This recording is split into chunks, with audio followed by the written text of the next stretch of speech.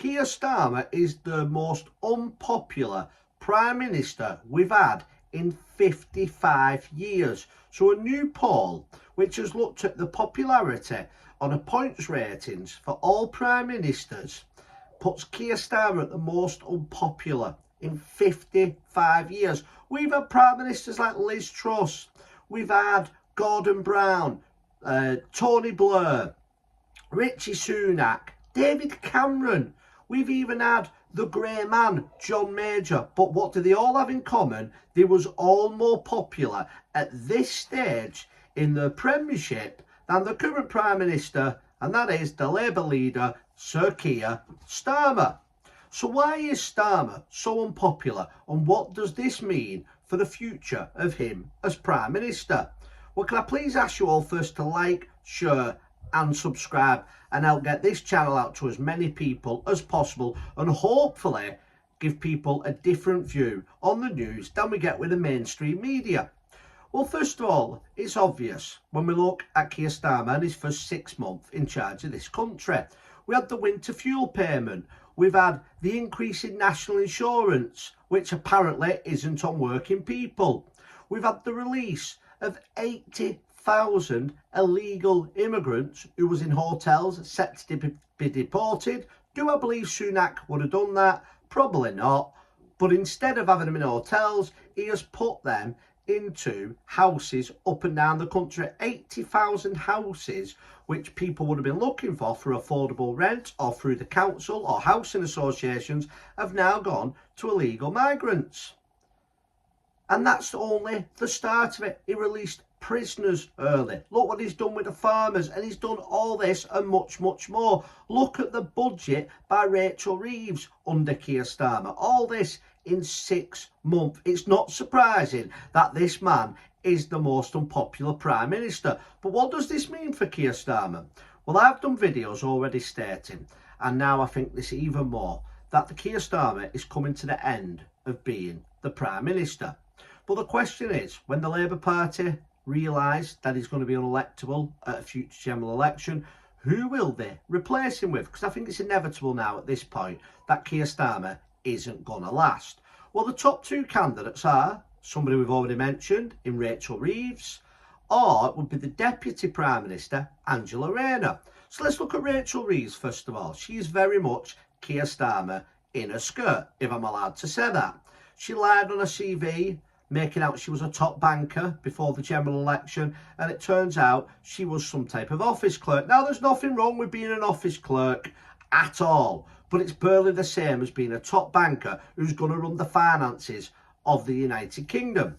So I think we get pretty much the same as Keir Starmer. But the good news is this: it would definitely be the end of the Labour Party, because what do the British people dislike more than anything?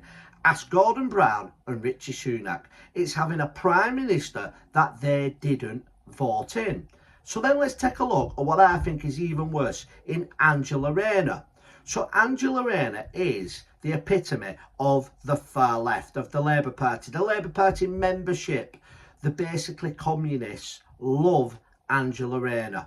If Angela Rayner was Prime Minister, we would have officially 100 different genders, in my opinion. Men and women would be having fights in boxing rings against each other, and men would not be able to say the word love anymore, and you certainly wouldn't be able to open a door for any female at all.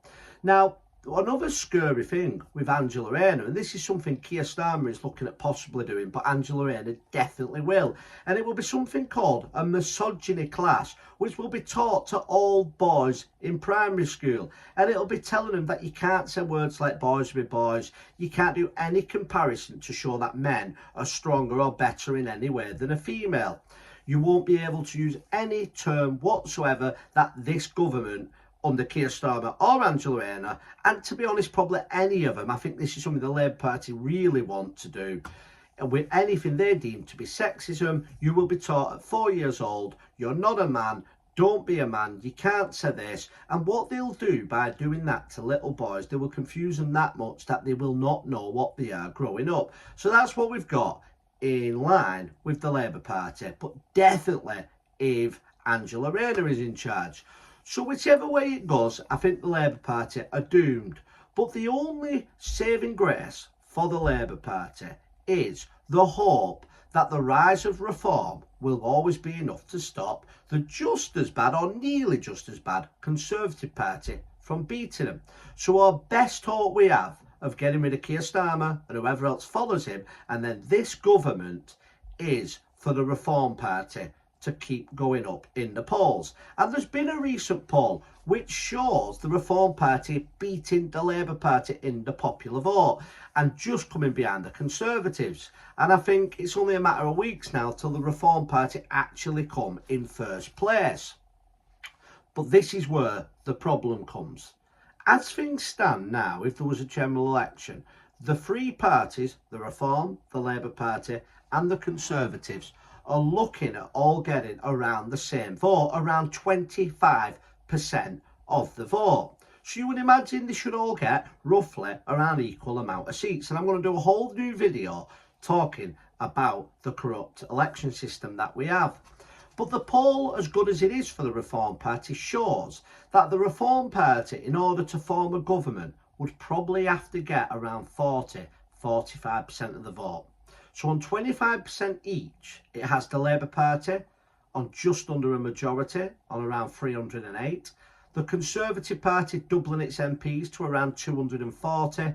But the Reform Party, with the exact same vote, only getting around 30 seats. Now, of course, this is mainstream media. Reform Party would get far more than 30 seats.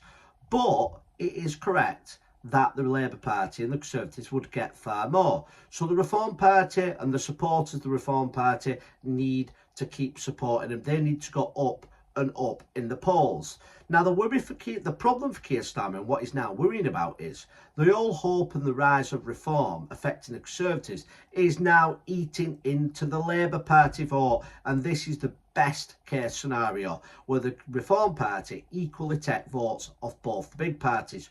Only a few days ago, we saw the first victory up here in the north for the Reform Party when it took a Labour-held seat in the town of St Helens, which is as Labour could be. So the Reform Party are making them gains. So to conclude, Keir Starmer is finished. It's a matter of time. And I would predict within 2 years, he will be out the job. The next person will be terrible, and that'll be the best news for us because it will be the end of the Labour Party. But who is going to govern? Is it going to be the Reform UK Party, or is it going to be a pretty silent Conservative Party where the majority of them might as well be Liberal Democrats? Please let me know in the comment section what you think of Keir Starmer and the next government.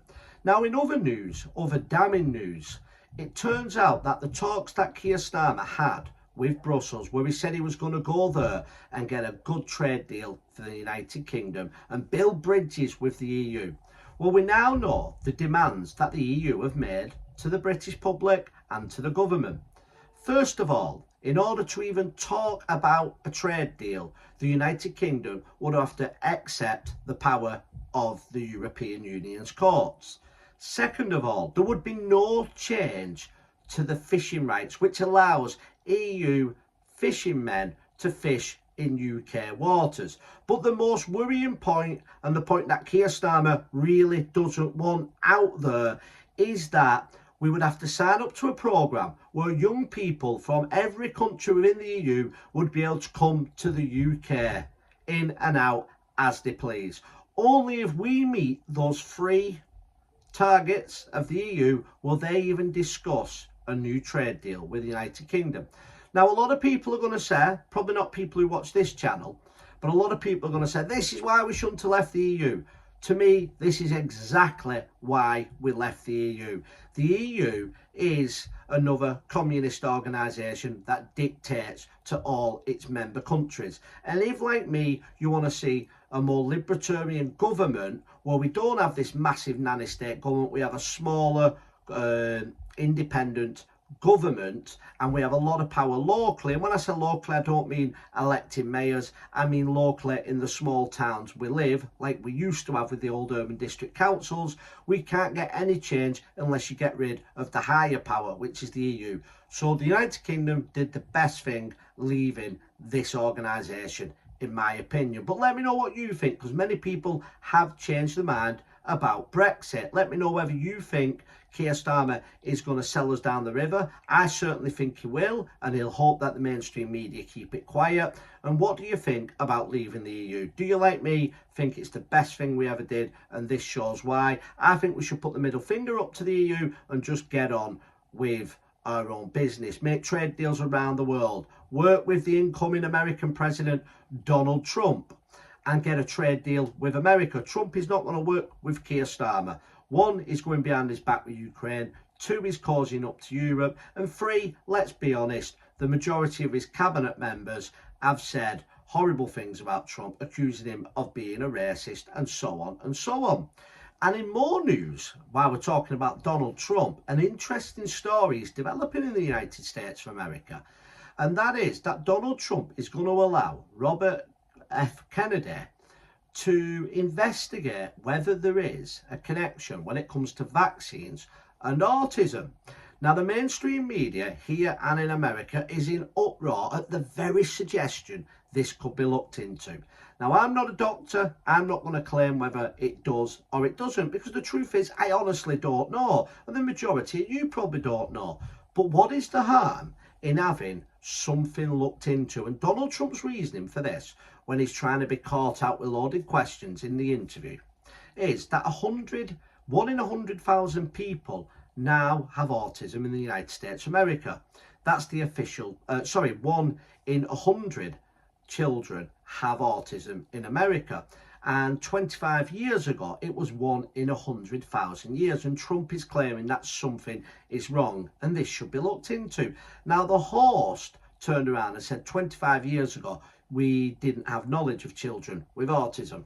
And maybe that's true to an extent. But Trump said the jump from 100 to 1 in 100,000 is just too much for people not noticing. So let me know in the comment section what you think. Please let me know what you think. Do you think that there is a link? We're allowed to ask questions between vaccines and autism, or do you think it's pie in the sky and that there is no need to investigate anymore? And thank you all for watching this channel. Please like, share and subscribe, and I'll see you on the next video.